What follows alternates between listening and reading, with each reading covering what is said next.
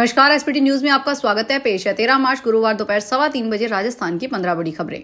सबसे पहले एक नजर डालते हैं आज की हेडलाइंस पर। दिल्ली लौटने के बाद मोदी ने मॉरिशस सरकार का जताया आभार। राजस्थान में नई नगर पालिकाओं के गठन पर रोक। कनाडा के नए प्रधानमंत्री मार्क कार्नी का शपथ ग्रहण कल। होली पर कहीं महंगाई की मार तो कहीं आम लोगों को पड़ी राहत। नाथद्वारा व कांकरोली में कल होगा होलिका दहन, पूरे नगर में होगी रोशनी। और अब खबरें विस्तार से सुनिए। प्रधानमंत्री नरेंद्र मोदी मॉरिशस की 2 दिवसीय राजकीय यात्रा समाप्त करने के बाद गुरुवार को दिल्ली पहुंचे। प्रधानमंत्री मोदी ने अपनी यात्रा के दौरान मिले गर्मजोशी भरे स्वागत के लिए वहां के लोगों और सरकार का आभार जताया। पीएम मोदी ने सोशल मीडिया प्लेटफॉर्म एक्स पर लिखा कि मैं प्रधानमंत्री डॉक्टर नवीन चंद्र रामगुलाम मॉरिशस के लोगों और सरकार का गर्मजोशी भरे स्वागत के लिए आभार व्यक्त करना चाहता हूं। उन्होंने मेरी मॉरिशस यात्रा के दूसरे दिन का वीडियो भी शेयर किया।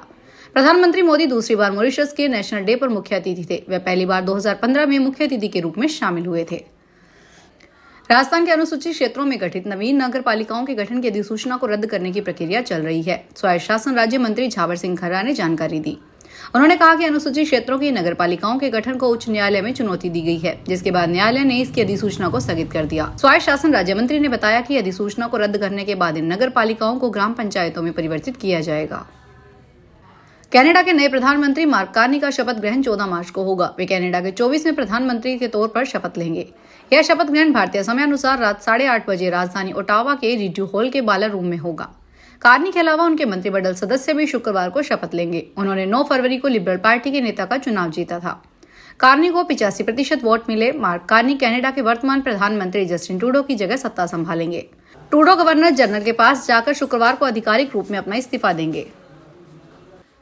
होली से एक दिन पहले पेट्रोल और डीजल की कीमतों में बढ़ोतरी देखने को मिली है। दिल्ली, चेन्नई और कोलकाता समेत कई शहरों में ईंधन के दाम 4 पैसे से लेकर 1 रुपए प्रति लीटर तक बढ़ गए हैं। हालांकि मुंबई में पेट्रोल डीजल के दामों में कटौती हुई है, जिससे वहां के लोगों को राहत मिली है।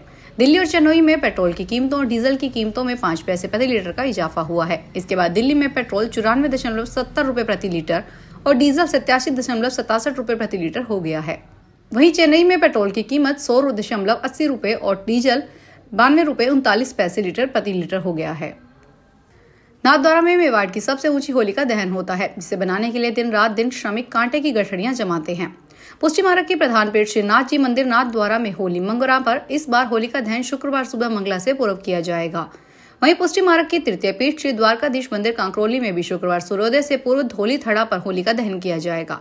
जानकारी के अनुसार नाथद्वारा में जब भी शाम के समय होली का झंडा रोपा जाता है, तब परंपरा अनुसार होली का दहन सुबह सूर्योदय से पूर्व किया जाता है। नाथद्वारा में मेवाड़ की सबसे ऊंची होली का दहन होता है। जैसलमेर क्षेत्र में अंतर्राष्ट्रीय सीमा पर तैनात बीएसएफ जवानों ने होलिका दहन वाले दिन एक दूसरे को रंग लगाकर होली का त्योहार मनाया। इस जश्न का एक वीडियो भी सामने आया है, जिसमें जवान एक दूसरे को मिठाई खिलाते, रंग लगाते और फिल्मी गीतों पर डांस करते हुए नजर आ रहे हैं। डीआईजी बीएसएफ सेक्टर उत्तर योगेंद्र सिंह राठौड़ ने सभी देशवासियों को होली की बधाई देते हुए कहा, सीमाओं की रक्षा करना हमारा पहला दायित्व है। भले ही हम अपने परिवारों से दूर हैं, लेकिन सीमा सुरक्षा बल हमारा प्रमुख परिवार है। इसके लिए हम सीमा की रक्षा करते हुए उसी उत्साह के साथ होली मनाते हैं। जैसलमेर में गुरुवार से सिविल एयरपोर्ट सूना हो जाएगा। अब सभी को अक्टूबर महीने तक हवाई सेवाओं का इंतजार करना पड़ेगा।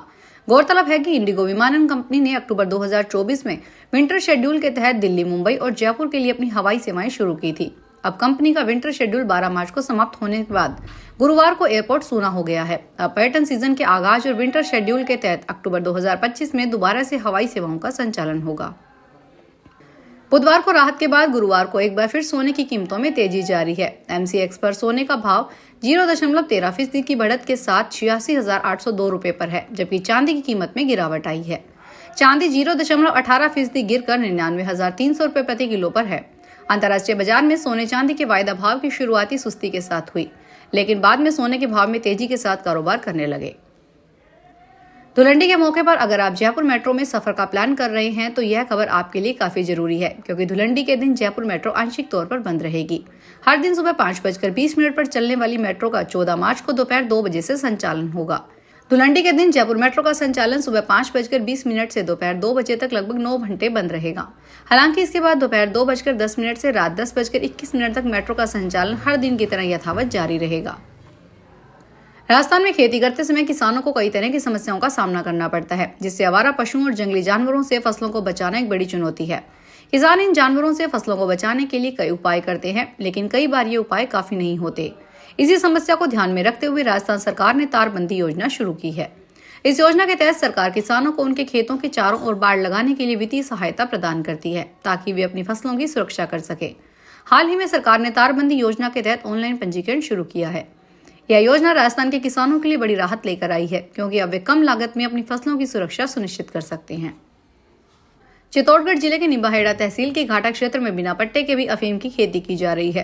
केंद्रीय नारकोटिक्स ब्यूरो की चित्तौड़गढ़ निवारक दल 1 किलो 960 ग्राम अफीम जब्ते करते हुए 1008 वर्ग मीटर खेत को भी नष्ट कर दिया गया। साथ ही अवैध खेती करने वाले किसान को गिरफ्तार कर लिया गया।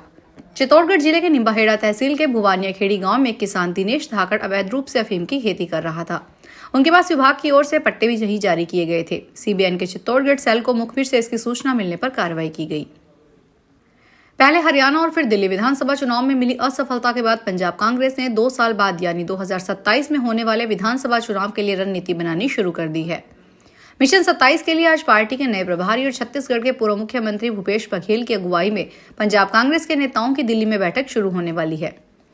मीटिंग के लिए पंजाब के बड़े नेता पहुंचना शुरू हो गए हैं। इसमें चरणजीत सिंह चन्नी, सुखविंदर सिंह रंधावा, अमरिंदर सिंह राजा वड़िंग, प्रताप सिंह बाजपा समेत कई नेता शामिल हैं। इस बैठक में राज्य के हालात पर फीडबैक लिया जाएगा और पार्टी के अंदर चल रही गुटबाजी पर ब्रेक लगाने की रणनीति तैयार की जाएगी। कुछ दिन पहले खुद प्रभारी को गुटबाजी के मुद्दे पर सफाई देनी पड़ी थी।